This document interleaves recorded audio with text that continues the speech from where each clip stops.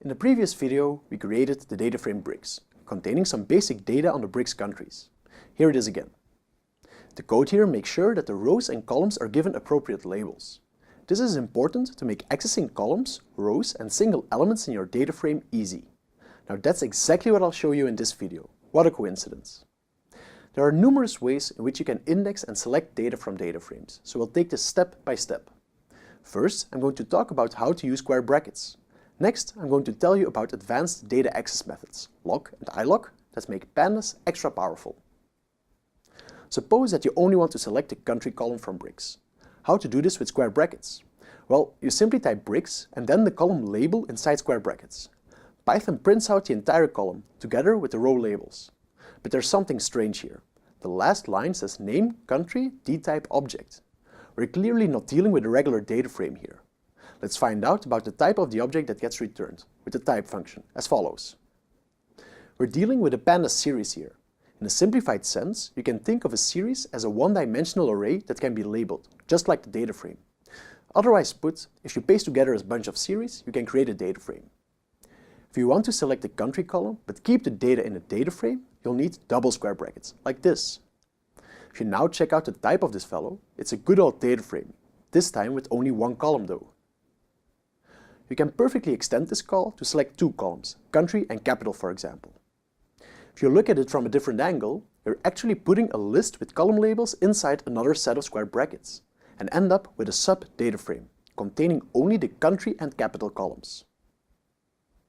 Although it's uncommon and more of a convenience feature, you can also use the same square brackets to select rows from a data frame. The only way to do this is by specifying a slice. To get the second, third and fourth row of BRICS, we use the slice 1:4. Remember, the end of the slice is not included and the index starts at 0. Here are the row indexes so that you see what's happening. These square brackets work, but it only offers limited functionality. Ideally, we'd want something similar to 2D NumPy arrays. There, you also use square brackets. The index or slice before the comma refer to the rows, the index or slice after the comma refer to the columns. If we want to do a similar thing with Pandas, we have to extend our toolbox with the lock and ilock functions. Lock is a technique to select parts of your data based on labels. Ilock is position-based. Let's start with lock first. Let's have another look at the BRICS data frame and try to get the row for Russia. This is how it's done. You put the label of the row of interest in square brackets after lock. Again, we get a Pandas series containing all the rows information, but this time rather inconveniently shown on different lines. To get a data frame, we have to put the RU string inside another pair of square brackets. We can also select multiple rows at the same time. Suppose you want to also include India and China. This will do the trick. Simply add some more row labels to the list. This was only selecting entire rows. That's something you could also do with the basic square brackets. The difference here is that you can extend your selection with a comma and a specification of the columns of interest. Let's extend the previous call to only include the country and capital columns. We add a comma and the list of column labels we want to keep. The intersection gets returned. Of course, you can also use lock to select all rows but only a specific number of columns.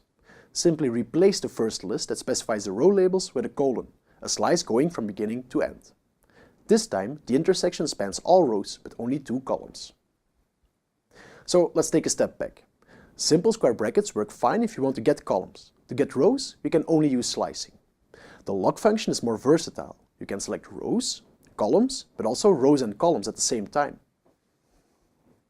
When you use lock, subsetting becomes remarkably similar to how you subsetted 2D NumPy arrays.